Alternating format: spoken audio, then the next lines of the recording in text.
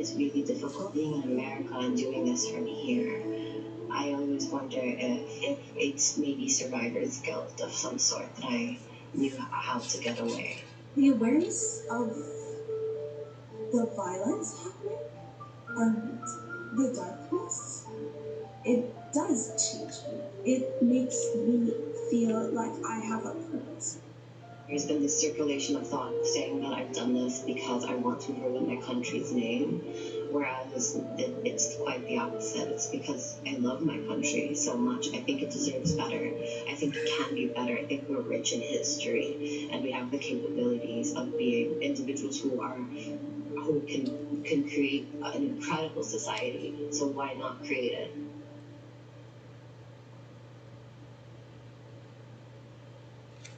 So much at stake, so much on the line, more Americans turn here than any place else. ABC News World News Tonight with David Muir, America's #1 most watched newscast, now streaming on ABC News Live. Admit it, these days, what you need to know seems to change just about every day. What is it that you really want to know, need to know? To help you not just get through your day, but to make the most of it. Feel smarter.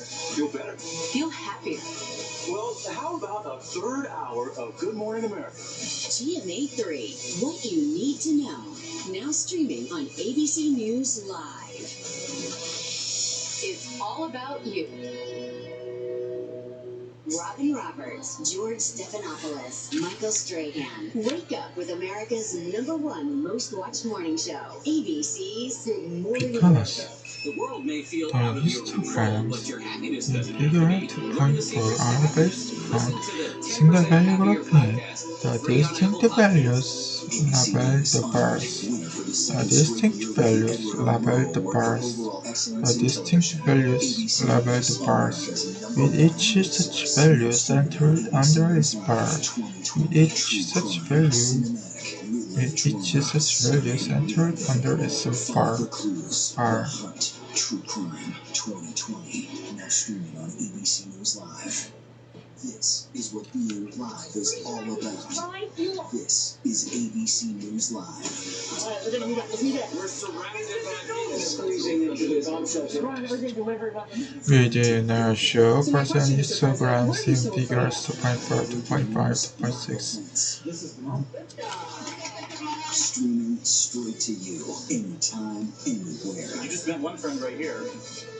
You're watching ABC News Live. Thanks for streaming with us. Now, when it matters most, the straightforward facts. ABC News is America's #1 news. Good Morning America, #1 in the morning, 9 years running. World News Tonight with David Moore, #1 in the evening with America's symbol. most watched newscast, 2020. The #1 news magazine on Friday nights. The View, the Is #1 used daytime on talk the show. horizontal ABC News axis. Live, #1 The in symbol. streaming news. ABC The symbol. News is America's #1 news.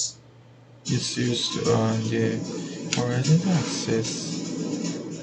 This symbol indicates the zero point on the is in its usual position.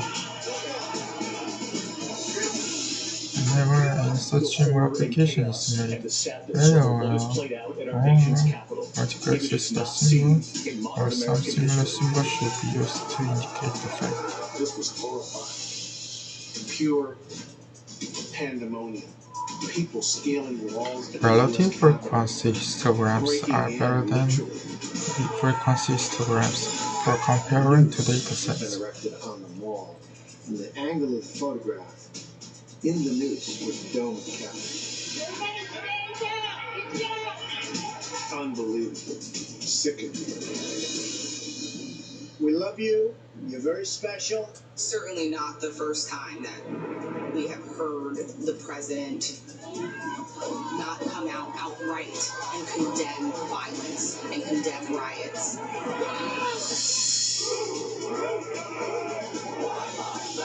You'll see the white power movement on the march.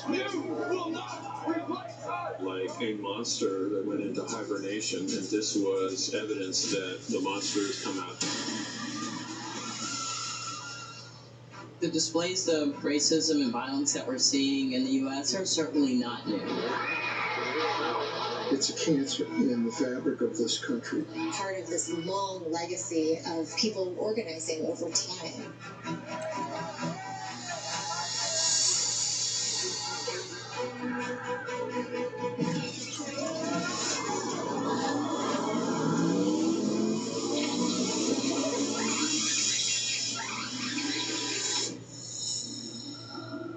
Within the White Power movement, the Oklahoma City bombing stands as the culmination of decades of organizing. Timothy McVeigh has been found guilty on all 11 counts. He was trying to call people to arms and to provoke a race war. People are fair game, women are fair game. It's meant to be a battle strike. It's meant to incite war. You wonder if the clues that were there had been unearthed, or whether things might be different. We were not sufficiently prepared. An act of domestic terrorism carried out by a movement that we have not classified, confronted, or understood. Save the white flag! All we're doing is planting the seeds for future Timothy McVeighs to do the kinds of things we saw in Oklahoma City. There are going to be more victims. We have a problem in the country. It's getting worse. Are you willing tonight to condemn white supremacists and militia groups? You just need to start talking about race. There's no shortcut around that.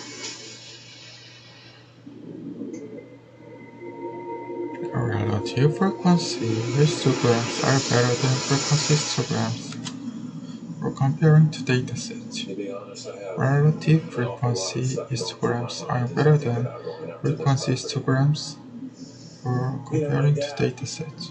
He gave up everything to go out there, and I know he believed in what he was doing, and he created this. The same vertical scale is used for all relative frequency histograms, a minimum of 0 and a maximum of 1, making direct comparison easy.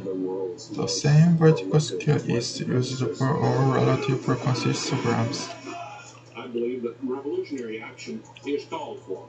And it was his idea to create a whites-only enclave there and would start the eventual cleansing of America as he saw it. Kelvin Pierce grew up with a front row seat to hate. My father was Dr. William Luther Pierce. A man considered among the nation's most dangerous white supremacists. Many people call us racists, hate mongers. It's about hatred. It's about racism. It's about exclusion. One of the first and most famous leaders of the nation's modern white power movement, William Pierce was the founder of a far-reaching extremist group, the National Alliance. What worries me a lot is the unchecked tide of non-white immigration into this country, both legal and illegal. That is what is really breeding disaster. Especially active in the 80s and 90s, the National Alliance attempted to bring white power propaganda to the masses, secretly hoping their movement would appeal to a variety of actors. So within the White Power movement is a broad social movement that includes a lot of different actors on the far right. The White Power movement has invested The vertical scale of frequency histogram depends on the number of observations, making comparison more difficult. More violence.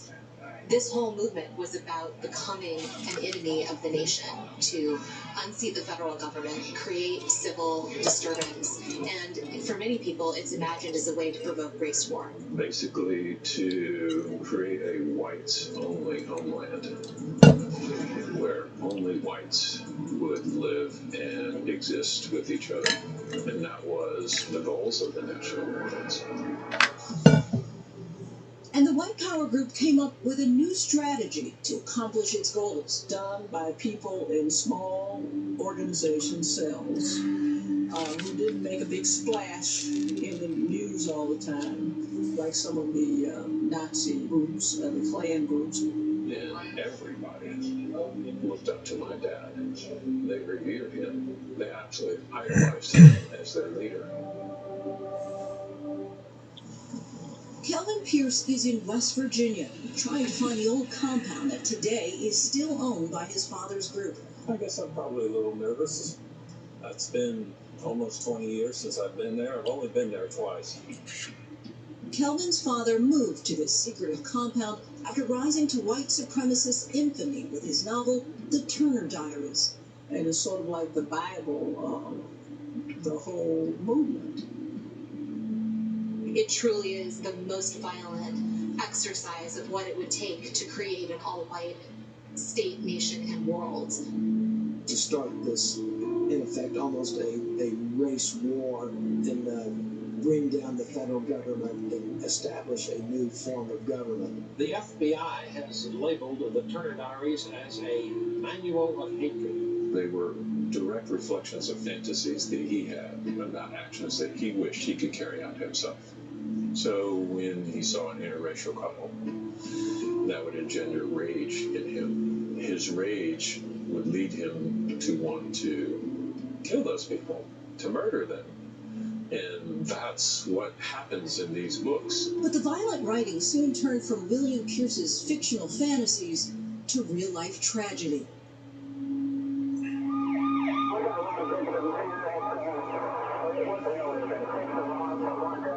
We're talking about the largest deliberate mass casualty event in American history between the attack on Pearl Harbor and the attacks of 9/11. And I knew immediately, oh my gosh.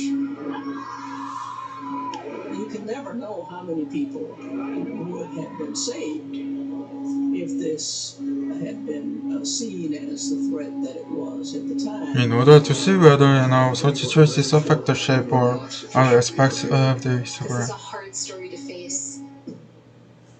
This is a hard story to face. You will want to use technology for such experimentation, because doing so by hand will be tedious and time-consuming. In the center of Oklahoma City, about 9 o'clock local time in Oklahoma.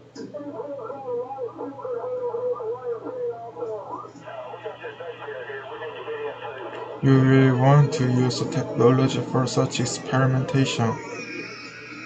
I kept thinking, if he's in, I need to find him. So I just tried to visualize the building back the way it was, that I saw an hour before, and I closed my eyes and I remember going first floor, second floor, and remember where his crib would be, and that's when I started trying to climb up the Rebel. And there was a man there, and he told me, no, come down, remember, you can't go up there, it's too dangerous, no, come down.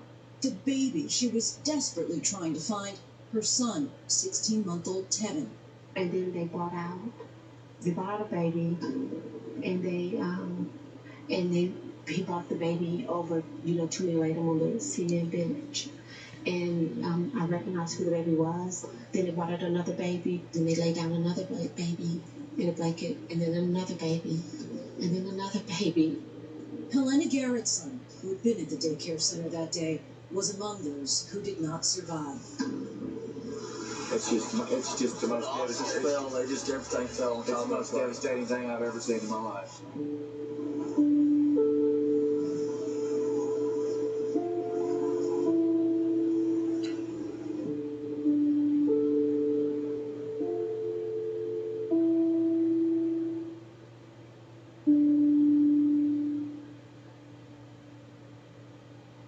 Was an attack on innocent children.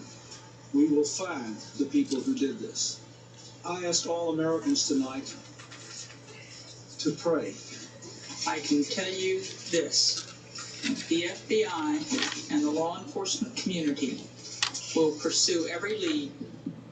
The country was still reeling over the bombing at the World Trade Center just 2 years earlier by foreign terrorists. They are searching for two men described as Middle Eastern. They were last seen traveling in a late model brown Chevy pickup. There have been some claims of responsibility in parts of the country. In one, somebody quoted the Nation of Islam. Again, we caution people to remember this kind of thing happens on these occasions. Most people thought from the messaging we were getting that it had been done somehow by Muslims or Arabs or something. The FBI has asked the U.S. military to provide up to 10 Arabic speakers to help in the investigation. But as the investigation unfolded, the evidence pointed in a different direction entirely.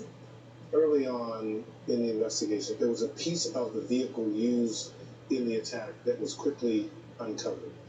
And they found a VIN number, and they were able to trace that back to Timothy McVeigh.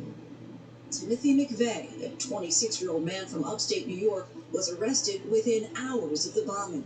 In those days, for some people, they couldn't imagine that some nice, fresh-faced American had done something. Yet McVeigh, a decorated Army sergeant, became the startling face behind America's deadliest domestic terrorist attack yet. It was a shock to a lot of people that a former soldier was the person that had done this. When you looked at Timothy McVeigh, he looked like the boy next door. Here he comes, Mr. McVeigh! Mr. McVeigh! All of the discussions were about why did he do this? You know, where did he come from? Who is he connected to? We can also give you a bit of a hint now as to where the government appears to be focusing its investigation on some of the what are called right-wing, white supremacist groups in various parts of the country. And inside McVeigh's yellow Mercury sedan, investigators discovered a sealed envelope containing evidence that would prove crucial to analyzing McVeigh's motivations. Highlighted passages from the anti-government novel The Turner Diaries. The white power fantasy novel written by William Pierce and long held sacred by the white power movement. He usually had a copy wherever he went, and he oftentimes had extra copies that he would give to others. And in rarely heard audio tapes obtained by ABC News, McVeigh, then behind bars, spoke himself about the importance of the book in his life. I was exploration of fundamental rights by called the Turner Diaries and all. Just spelled out a lot of things that had a lot of similarities to what happened in Oklahoma City. There's a long passage in the Turner Diaries about a similar bombing that many people have thought is like they based the Oklahoma City bombing on. The bomb is very similar. The civilian casualties are very similar. But that's the value of such a book. Okay, it plants seeds like that.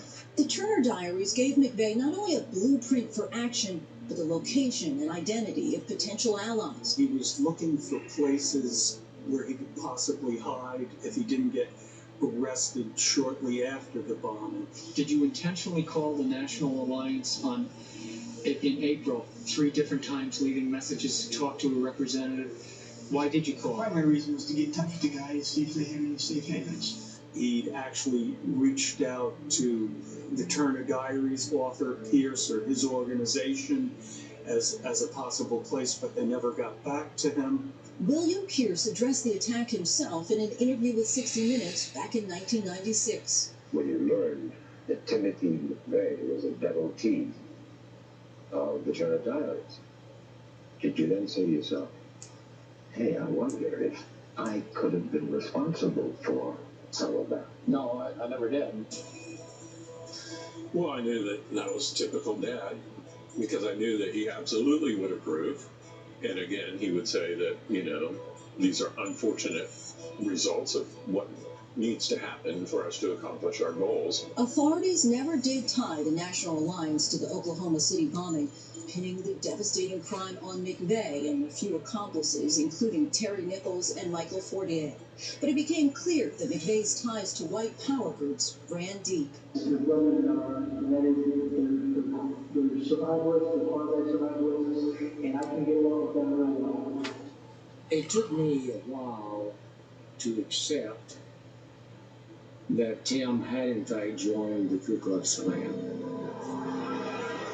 He tried to downplay that, but other comments showed that hostility towards people of color. You talk about the ideology of white supremacists, neo-Nazis, racists. The most extreme people want the revolution, and McVeigh wanted the revolution as well.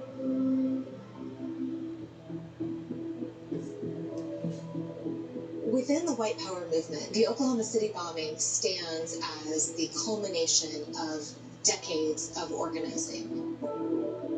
This was the incident that these groups have been waiting for to start what they consider a war. They consider McVeigh a soldier in the war. He was trying to call people to arms and to provoke a race war that would unseat the federal government and create an all-white ethno-state. It's meant to be a battle strike. McVeigh engaged in lengthy preparations. He subscribed to white power newspapers. He read up on other white power groups, including the Order. The Order is militantly anti-government and anti-Semitic, and its members have been linked to armored car robberies in Seattle, Washington, and Ukiah, California. The Order was a white terrorist group that was interested in perpetuating a war on the government and bringing about race war. Situated just a few miles from suburban lawns, the Aryan Nations compound in Hayden Lake, Idaho, was once the epicenter of the white power movement. The variable here is price, which labeled the present access in figure 2.7. And it was here, at a crucial meeting in 1983, where the white power movement declared war on the U.S. government and gave birth to its deadliest strategy yet. Variable here is price, which we label the present axis in figure 2.7. It's the idea that if one cell goes down, it doesn't take down the entire organization. And McVeigh insisted he was the sole attacker in Oklahoma. When McVeigh says he acts alone, what he is doing is attempting to obscure the movement that he has become a soldier for. And what that action does is obscure society's ability to see the broader movement and to reckon with it. In the lead-up to the Oklahoma City bombing, white power frustrations had reached a fever pitch, beginning with a 1992 mountaintop showdown that began over an illegal firearms investigation. Randy Weaver has told friends all he wants is to be left alone. But with the sudden appearance of military hardware like this, his one-man stand against the law is suddenly taking on the appearance of a full-blown war. At Ruby Ridge, federal sharpshooters opened fire on a family of white power activists. The violent standoff resulted in the deaths of a U.S. Marshal, Randy Weaver's wife, and their 14-year-old son. An 11-day siege leaves a mother and son dead, shot by federal agents. A year later, federal agents tried to raid a cult compound outside Waco, Texas, in connection with an investigation into illegal guns. 4 agents with the Alcohol, Tobacco, and Firearms Agency are dead, and 15 wounded in a shootout at the headquarters of the Branch Davidian sect. It's believed about 70 people are still in the compound, including children. The Davidians are heavily armed. A former member of the sect says Vernon Howell, in fact, when they are grouped, using single value grouping of the blood and frequency histogram are essentially identical. However, for single value grouped data and involve isomers, the plots are generally preferable to histograms because they are easier to construct and use. White supremacists and anti-government militias seized on the federal raid of the Branch Davidian compound at Waco as a rallying cry, even though the Davidians themselves were integrated and did not subscribe to a racist ideology. Ruby Ridge and Waco, these are certainly not the first time that paramilitary policing was used on American civilians. But Ruby Ridge and Waco are important to this movement because it's the first time it impacts white people. The deadly events at Waco took place precisely 2 years to the day before the Oklahoma City bombing. Ruby Ridge and Waco were calls to arms for the white power movement. McVeigh was among those who answered the call. That was the final blow in his mind. And so he allowed himself to become convinced that the government was the enemy. The rules of the Navy, if not written down, are defined by the actions of the aggressor. Okay? Now, what rules of the Navy would you interpret in examining Ruby Ridge and Waco? Kids are fair game, women are fair game. See? Waco started this war. Hopefully Oklahoma is the end. Timothy McVeigh was convicted of the Oklahoma City bombing and executed on June 11th, 2001. It is absolutely sad and tragic that most of us knew very little about the development of the movement in which Timothy McVeigh was embedded. We didn't know how far the tentacles reached. But it turns out there were warnings that something like this could happen. 6 months prior to the bombing in Oklahoma City, the Southern Poverty Law Center sent a letter to then Attorney General Janet Reno, and we talked about what we were seeing in terms of the threat from the anti-government movement. We just saw more and more of this kind of thing happening on the ground. Is there a list about the United States or the government to take a new and a tougher look at the white supremacist groups, the hate groups, the militias? Is this going to trigger any kind of crackdown? Let me say that we need to finish this investigation now. At the time, I don't really think that there was an understanding of how much of a threat we were dealing with within our own country. And it has never been taken as seriously as it needs to be taken. The working street agents of the FBI who were assigned to these types of cases understood the potential violence that these groups could engage in, and were very frustrated that their efforts to open investigations were often stifled at headquarters. We had all of these internal controls that were being placed on our ability to really develop intelligence. So we backed away, and then we even backed away further. And then something strange happened. The white power movement went seemingly quiet. Initially, after the bombing, I think most of the groups kind of went underground as quietly as they could. Clearly, they didn't go away because they came back. Construct a semi-lift diagram. I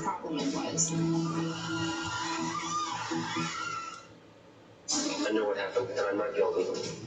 Why the fascination with criminal trials? Figure out what's really out there. She revealed she had murdered his family. I know in my heart they did this.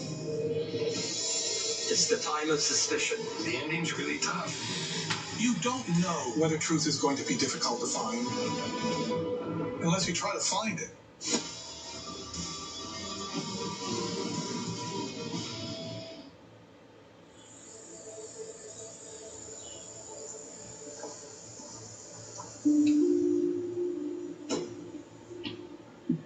Think of each observation as a cell, consisting of a rightmost digit and leave the rightmost digit. In the woods, reflecting on his past. When I was a freshman in high school, Write the stems from smallest to largest in a vertical column to the left of a vertical row. Write each leg to the right of the above vertical row in the row that contains the right message, something or that aims to maturity perfect. My question before, no, you cannot do that. This features both for the short-term investment months for obviously frequency distribution and grabbed them with the frequency histogram. Now let's construct a belt or a 2x4, or he really liked to use a metal coat hanger. He would order me to remove all of my clothes, and then he would just proceed to wail away. Semi-lift diagram, which simultaneously grows the data and provides a graphical display similar to histogram. Was also quite complicated. Even though I hated my dad and I was afraid of him, we apply procedure 2.7. Think of each observation as a cell, consisting of all but the rightmost digit, To the and white leave the power movement, rightmost violence digit. is a means to an end, something that Kelvin Pierce says was ingrained in his upbringing. I remember fantasizing about going into Washington, D.C. and standing on a street corner holding a machine gun and mowing down black people with that machine gun. Because then my dad would have been proud of me. And I would be taking my revenge out on the people who I felt were responsible for my dad being the way he was. But as a college student at Virginia Tech, Kelvin began asking questions and started with his infamous father. I did ask him point blank, you know, Dad, why did you do this? And the only answer he could give me was, I did the only responsible thing I could do.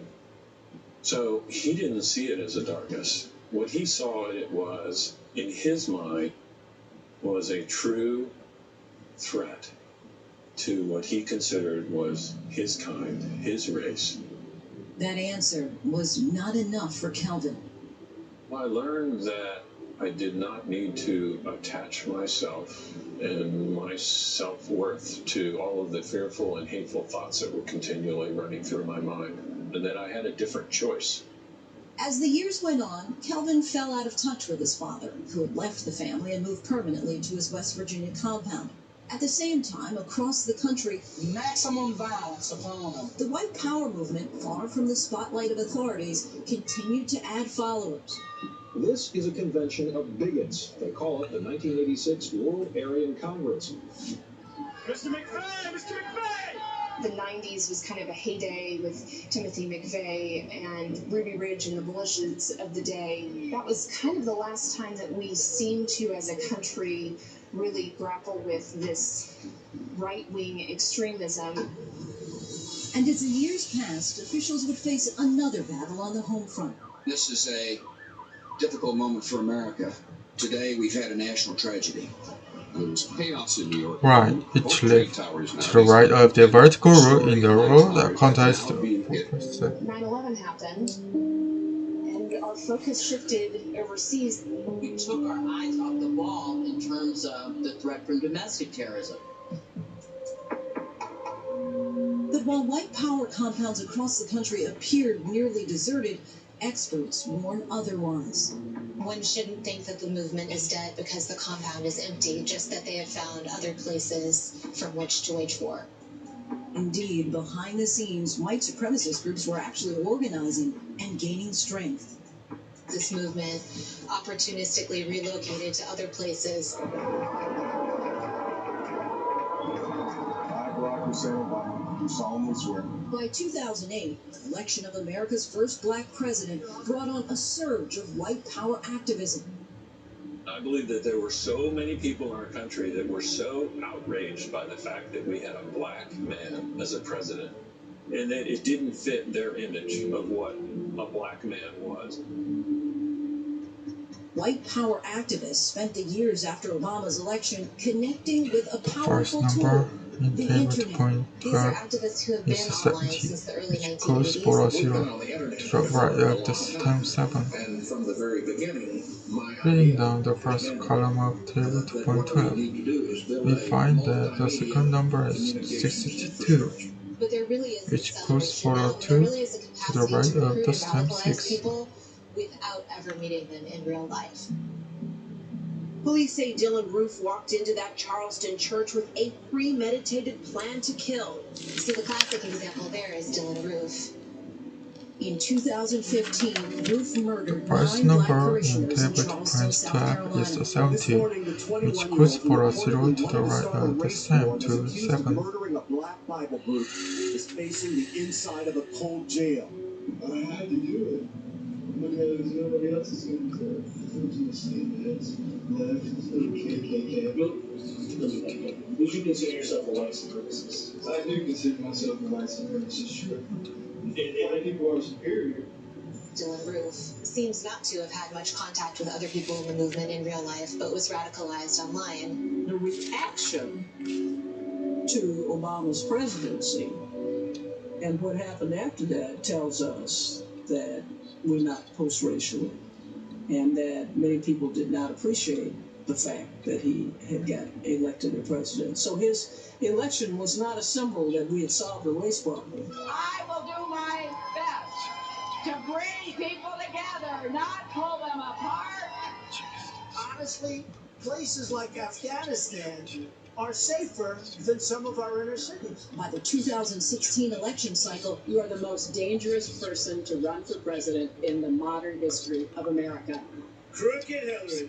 She's crooked. animosity was at an all-time high. We all became more aware of hate crimes, more aware of civil unrest during the campaign season, and it was difficult to put your finger on if this was a growing trend. But then, Charlottesville then happened in August of 2017. And for many of us, it was a huge wake-up moment. Racist Nazis literally showed up. These people felt very comfortable being out in the open, in the light of day, to push their hatred. You look at Charlottesville and see the white power movement on the march. Like a monster that went into hibernation, and this was evidence that the monster has come out. We were all shocked that something like this would happen in our country in 2017. This is not 1920. This is 2017.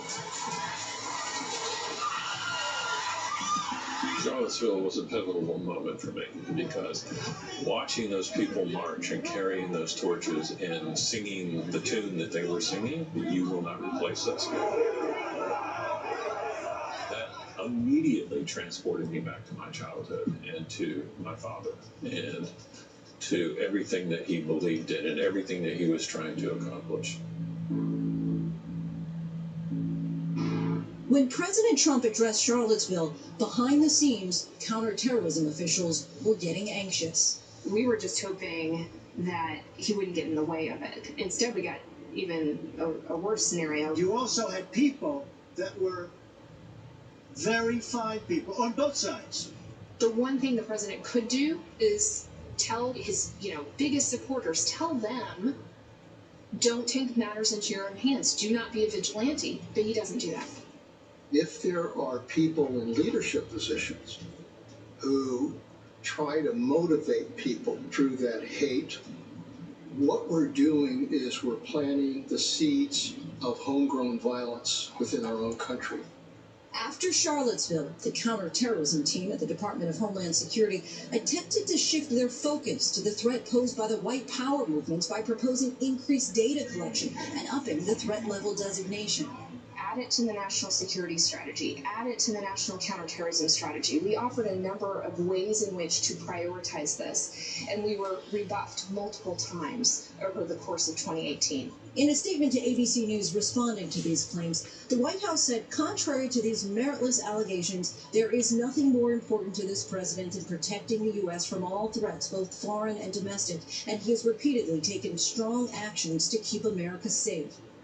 But Elizabeth Newman, who left her post and is now part of a group of former administration officials campaigning against President Trump, says the White House refused to tackle the issue head-on. This president seemed to not want to hear that we have a problem with white supremacy in this country. And that lack of clarity of what the threat is coming from the top, I think has allowed it to spread and metastasize. It's a cancer in the fabric of this country that every once in a while becomes more benign, but still remains a cancer. A short time ago, we were dispatched to active gunfire at the Tree of Life Synagogue in Squirrel Hill. 2018 and 2019 saw a historic increase in white power violence. Breaking news, we are learning more about the synagogue massacre.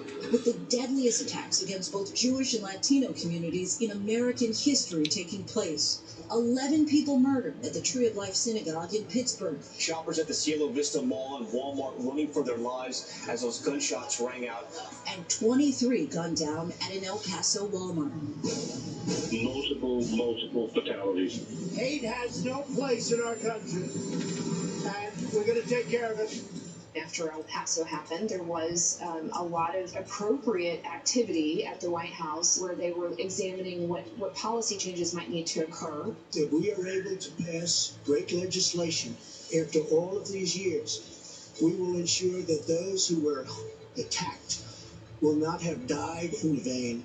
With the White House now on board, Newman and her team revived their earlier plans to prioritize white power threats, now a #1 threat.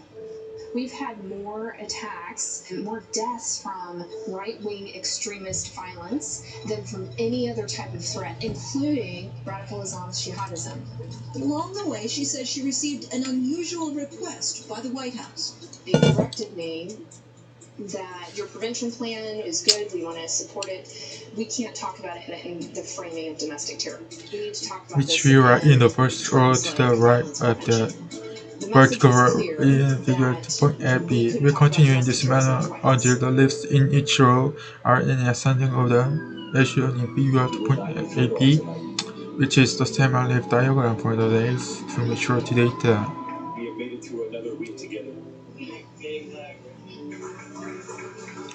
The stem and leaf diagram for the days to maturity data is similar to a frequency histogram.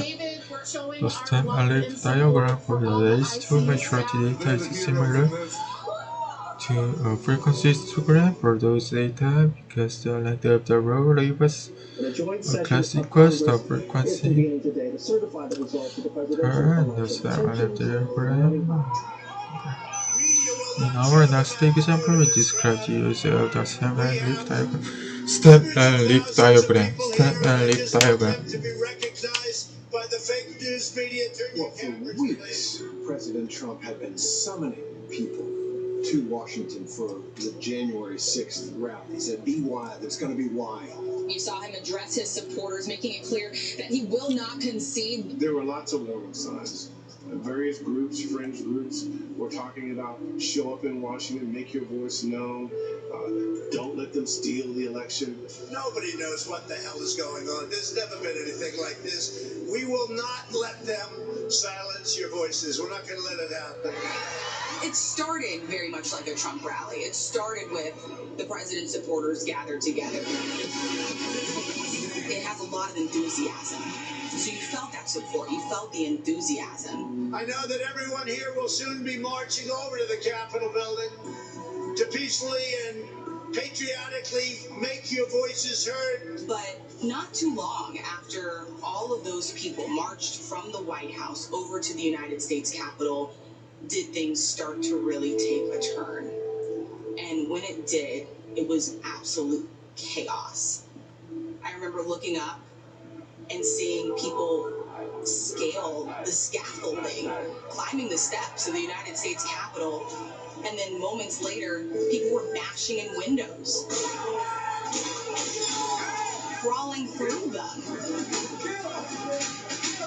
They stormed the Capitol from all sides. Thousands storming the Capitol after a rally with President Trump, during which he urged them to march on the Capitol, where a joint session of Congress was debating and working to certify the election as our democracy dictates. Instead, they were halted by protesters who smashed through the doors, broke their way into the Capitol, making it to the Senate chamber, and throughout the Capitol, overwhelming police. Unbelievable. Sickening. Catastrophic. Leaders of the free world hold up, scared for their life, wondering if someone's going to be able to break the door down. Average cholesterol level for children between 4 and 19 years of age is 165 mg deciliter. A pediatrician tested the cholesterol levels of several young patients and was alarmed to find that many had levels higher than 200 mg per deciliter. The angle of the photograph in the news was the dome of the Capitol. And that's when you knew that these people were serious. Despite all their ridiculous outfits and everything else, conspiracy theories, that there would be an attempted lynching of the democracy.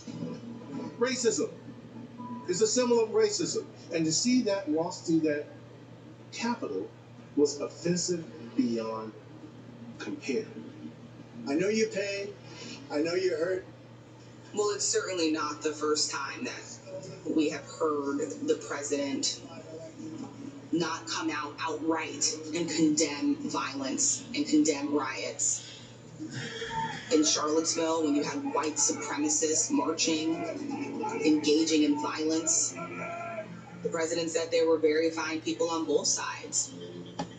And when it was his own supporters that gathered in Washington, D.C. to stand by him, when it was rioters storming into the United States Capitol. He called them very special people. He told them that he loved them and politely asked them to go home. We love you. You're very special. He's the President of the United States. He called himself a law and order president. Laws were broken. People have been injured. The Capitol had literally been desecrated. That particular speech in that moment, that statement, will be analyzed, I believe, for many years to come.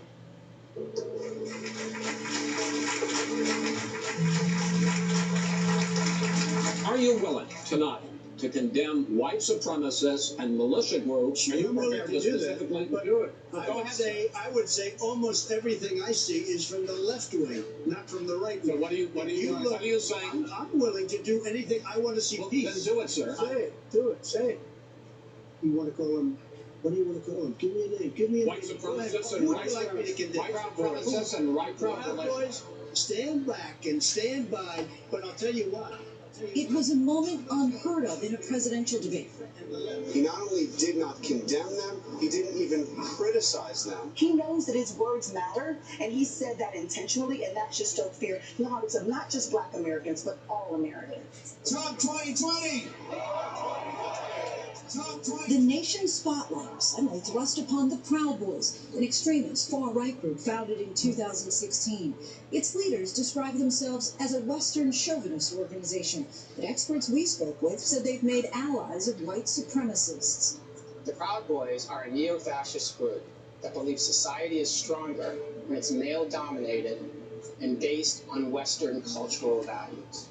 What makes them dangerous is their willingness to use violence to spread their ideological beliefs. Even the Proud Boys founder seemed taken aback as his reaction was live-streamed during the debate. Just days before, the Proud Boys had gathered in Portland, Oregon, where the fractures in American culture were vividly displayed. As members of the Proud Boys and counter-protesters held opposing rallies. One of the ways Proud Boys will communicate their ideology is by self-deploying to protests where they will engage in activities where they can claim they are providing security. Law enforcement organizations have no need for armed vigilantes, particularly those that are ideological extremists. The presidential debate moment was not the first time President Trump has faced criticism for not denouncing white power groups. It's somewhat mind-boggling because while his FBI and his Department of Homeland Security have warned of an increase in violence by white supremacists and far-right extremists, the president refuses to acknowledge that and instead talks about the violence perpetrated by left-wing. It's an accusation the president has faced for years, again and again. Are you concerned that you might be stoking more racial violence or more racial discord? The president did address the issue the day after the presidential debate when pressed by ABC News' Kira Phillips. White supremacists, they clearly love you and support you. Do you welcome that? I want law and order to be a very important part. It's a very important part of my campaign. But do you denounce them? Do you denounce I've always denounced any form of any of that. You have to denounce. Can I follow up to that, Mr. President? Clearly, there is anger in our country. That's how Trump won in 2016, was recognizing that there was deep-seated discontent with the way things were. There was anger, and exploited it. And then worse, it became really clear that his rhetoric was inspiring violence. An ABC News investigation found that since Donald Trump emerged as a presidential candidate in 2015, at least 20 people charged with hate-fueled assaults or threats cited Trump specifically in connection to their actions. We couldn't find any such cases tied to either President Bush or President Obama. At a gas station in Bellevue, Washington, a man accused of trying to run down two brothers with his truck and threatening to kill them for being Muslim.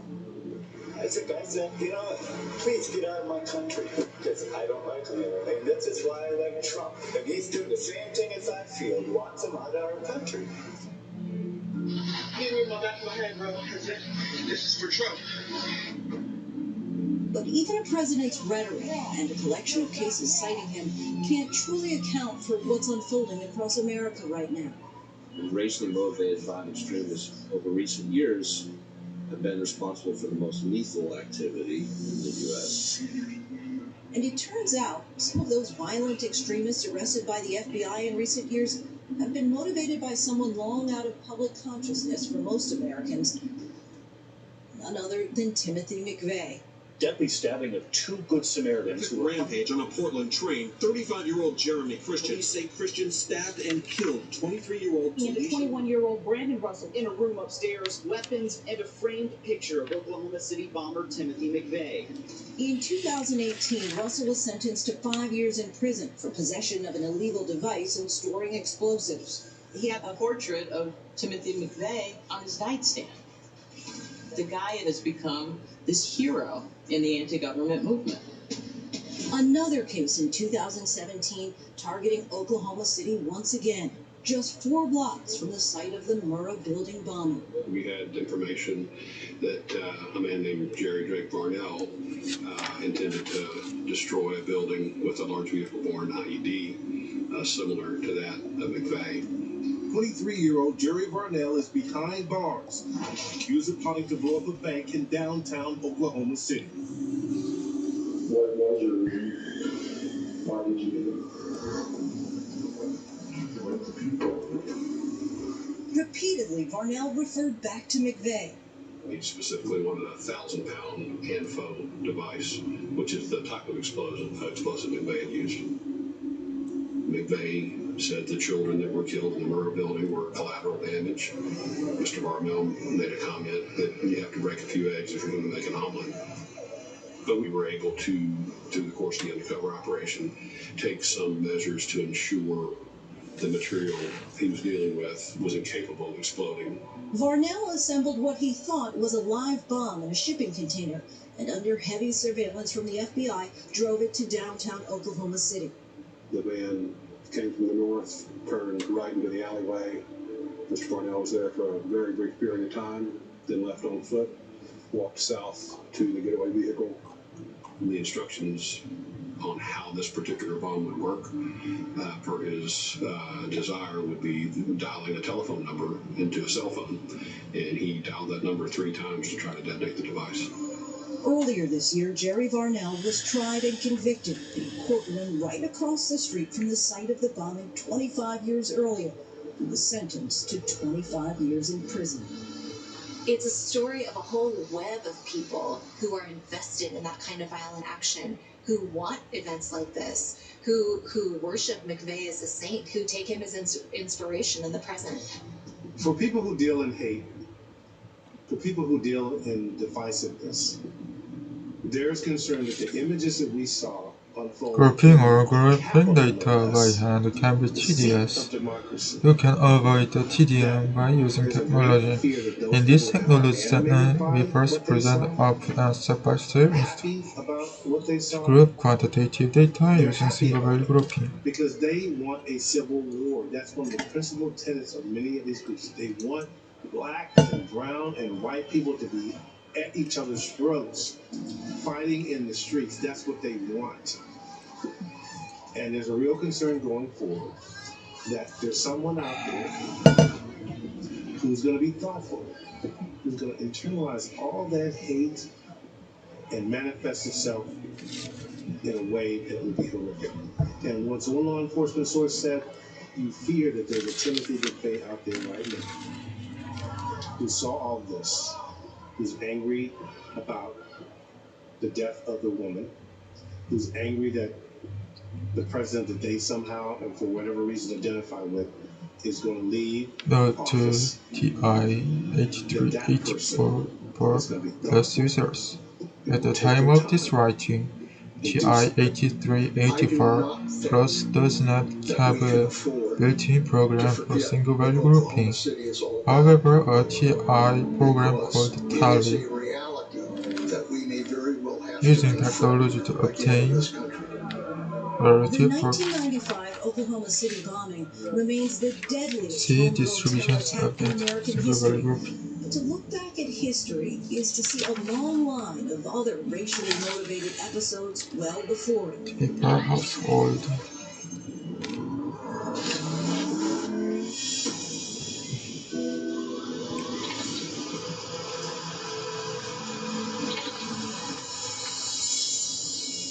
We've had racism around for a long time. We've had it before Trump. What seems new here is not new, but is part of this long legacy of activism, of people working and building and organizing over time. That hate has always been there. The only difference now is that people feel like that their hate now is unassailable. The blogs, the trolls, actions like Charlottesville, runs for office, posters on your campus, all of these are old strategies from the movement for public-facing recruitment efforts. White revolution is the only solution. At the same time, we can expect to also see a violent underground that is doing paramilitary training, acquisition of weapons, infrastructure target attacks. Indeed, members of modern white power groups like the Atomwaffen, seen in this propaganda video, have been tied to at least 5 murders and multiple bomb plots in recent years and embrace tactics once honed by the Order and Timothy McVeigh. The danger now is that so many people feel more comfortable speaking in racist terms who otherwise used to be under the rocks, in the crevices. But now they're out. We're in a period that people are referring to as a racial reckoning. It began after the public lynching murder of George Floyd. The death of Floyd and other unarmed black people at the hands of law enforcement continue to spark protests, marches, and calls for police reform in hundreds of cities across the country. In many cases, frustrations are being expressed loudly and peacefully. But in several cities, violence, looting, and destruction. For that crowd of people who hate, seeing all these black and brown and white people out in the street protesting for racial justice, that is for them an opportunity. And you see bulletin after bulletin from DHS and the FBI warning local law enforcement that there are these forces out there who are looking at this as a potential opportunity. People who espouse white supremacy really look for moments in time that they view as chaotic so that they can capitalize on that and push the country towards civil war. And experts warn that there will inevitably be more violence. This is a serious movement that should be taken seriously. Tends to try to cover up those. We have a problem in the country. It's getting worse. And perhaps we will have to endure another Oklahoma City or worse. This is a real test. It's a wake-up call for our country. It's not just Russia, it's not just China, it's not just Iran.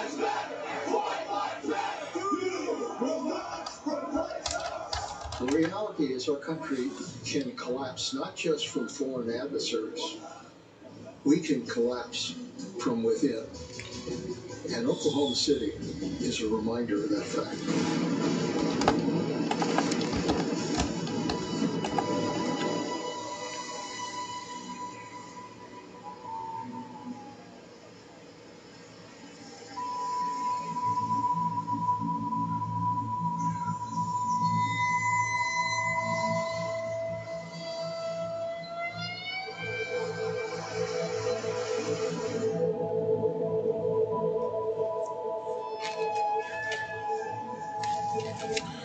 Back in West Virginia, Kelvin Pierce's search for his father's National Alliance compound leads him to a muddy road off the rural highway.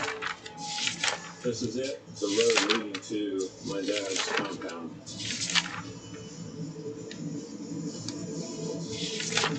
It's obvious that there have been vehicles on this road recently, because you can still see tire tracks in the mud. I guess there are people up here.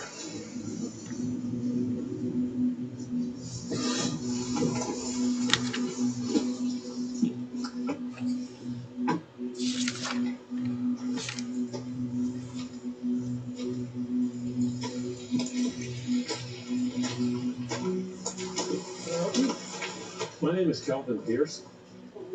I was Dr. Pierce's son. Yeah. Is there any way we could get permission to walk around? Yeah, you leave your camera in the truck. Okay. ABC producers were not allowed to film inside the compound, but Kelvin Pierce, on the ground for the first time since William Pierce died in 2002, took photos on his phone.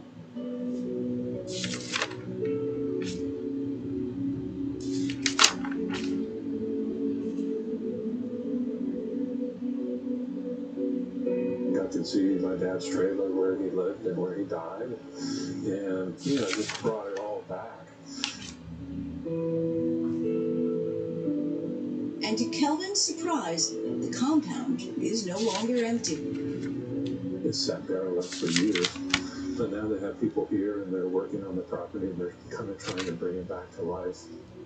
The current leader of the National Alliance declined to be interviewed by ABC News, but said the group does not allow any illegal activity or violence from members, and in a statement said, "We in the National Alliance believe that our race is worth preserving. To accomplish that, we, as racial separatists, simply advocate geographic separation of the races by whatever means it takes. There can be no so-called white supremacy when we are not in the same space as non-whites."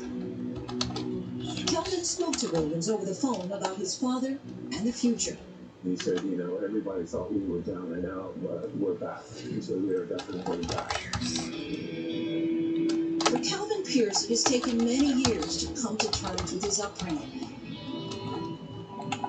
I wasn't even able to talk about it probably well into my 30s. I was afraid to have anybody know who my father was. Now, 60 years old, Kelvin is married with 2 daughters. He works as a contractor and founded a relief organization that provides aid to orphanages in the former Soviet Republic of Georgia. And after his father's death, Kelvin began what he calls his healing process. Therapy, counseling, spiritual studies. It's what led him to write a book reconciling his past, titled Sins of My Father, and to start telling his story to small groups. I came close to being a lifelong racist. I remember the first time I told my story publicly, one of the things I said was about my fantasy about shooting black people in D.C. And when I watched a couple of black people walk into the audience before I gave my speech, I was like, oh no, I better not say this. But I decided to go ahead and say it, and it was remarkable to me that those black people came up to me and embraced me and said, through tears, that, wow, your story was so powerful and it really helped me. I was full of an accumulated rage that had been building and suppressed my whole life. There's hope that is engendered by a story like that, that if I could overcome that hatred and that depression and that feeling of unworthiness, then maybe somebody else could too. People can change. One of the keys to that is really seeking to understand why people adopt a white supremacist belief or ideology and join a hate group. We've got to be able to reach out to people who are angry and frustrated and who want to strike out. If we aren't doing that, if we're making some people feel like they can make it in this country and others not make it, then all we're doing is planting the seeds for future Timothy McVeighs to do the kinds of things we saw in Oklahoma City. We need to move away from our hesitancy to talk about race and talk about our history. There's no shortcut around that, and everyone needs to be involved in that conversation. I really do have hope that this is an evolution and that slowly as a species that we're evolving away from hate and toward love, but I see this as a pretty massive swing of the pendulum in the wrong direction. And I'm just very hopeful that soon that the pendulum is going to swing back in the other direction.